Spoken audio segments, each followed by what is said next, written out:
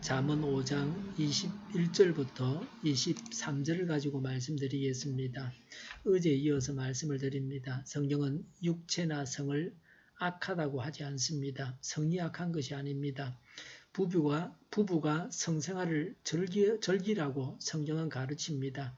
성경에는 신혼 1년간은 군대에도 보내지 말고, 남자를 군대에도 보내지 말고, 아무 일도 시키지 말고 아내를 즐겁게 해주라고 합니다.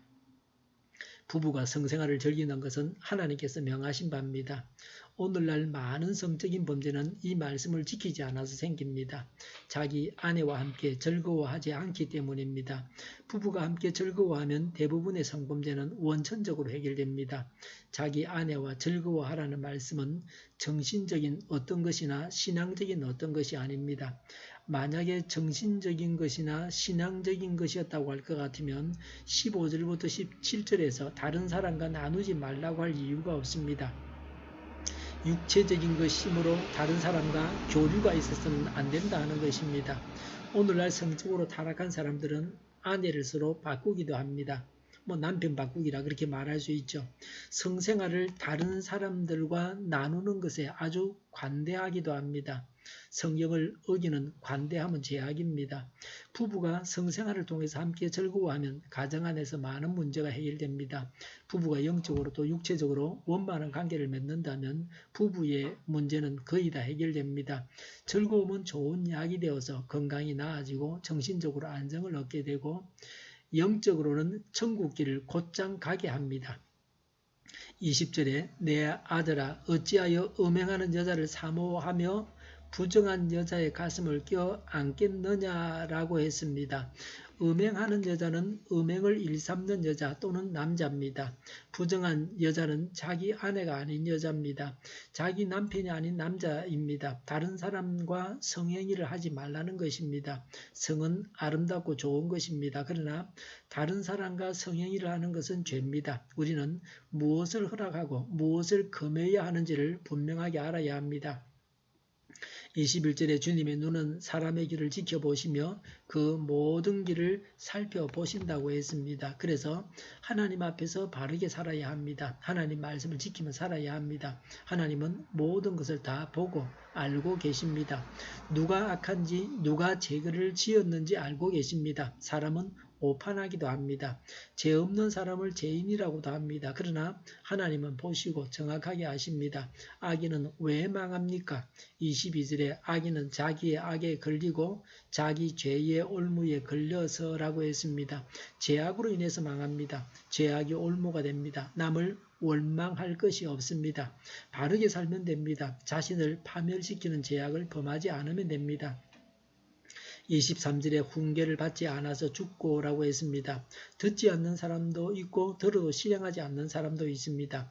다 훈계를 받지 않는 것입니다. 잘 듣고 행해야 합니다. 말씀을 살펴서 말씀이 무엇인지를 알고 아는 대로 행해야 합니다. 그래야 삽니다. 그렇지 않으면 죽습니다. 살 수 있는 다른 길은 없습니다. 말씀을 알고 실천하는 길뿐입니다.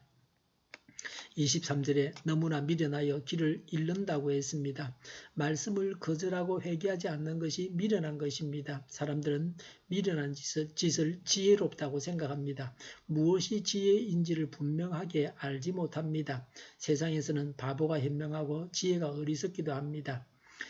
바보 누구라는 말은 바보스러울 정도로 바르게 살았다는 그런 의미를 가질 때도 있습니다. 손해를 볼 줄 알면서도 바른 길로 갔다는 것입니다. 그래서 사람들이 그런 사람의 죽음을 애도합니다. 똑똑하다고 하는 사람들은 수천억을 나라에 되돌려 줘야 하는데도 불구하고 나라 돈을 먹고 한 푼도 돈이 없다고 그렇게 말합니다. 사악한 꾀를 쓰니까 몇몇 조무래기들만 추종하고 그들과 함께 이익을 나누는 것입니다.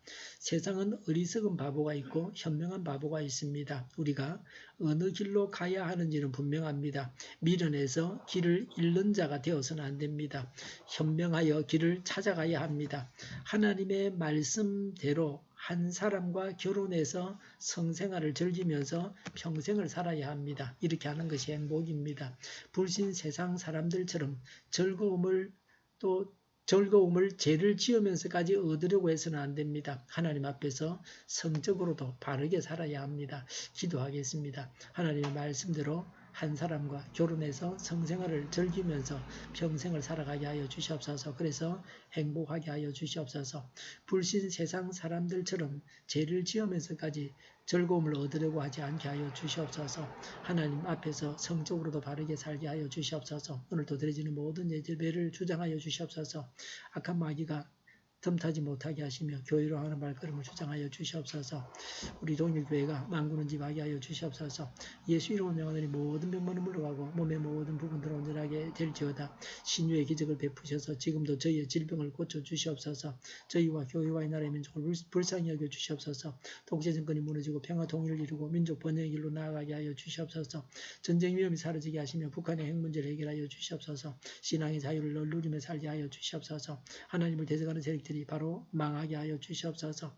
국회와 정부가 하나님이 기뻐하시는 법만을 만들게 하시며 반성경제의 모든 법과 내기와 영들이 지구상에서 즉시 절폐되게 하여 주시옵소서. 지진이 일어나지 않게 하시며 대통령이 통치를 잘하게 하시며 출산율이 올라가게 하시며 자녀를 낳고 살만한 나라가 되게 하여 주시옵소서. 에너지 정책, 재활용품 정책을 제대로 세워서 집행하게 하여 주시옵소서.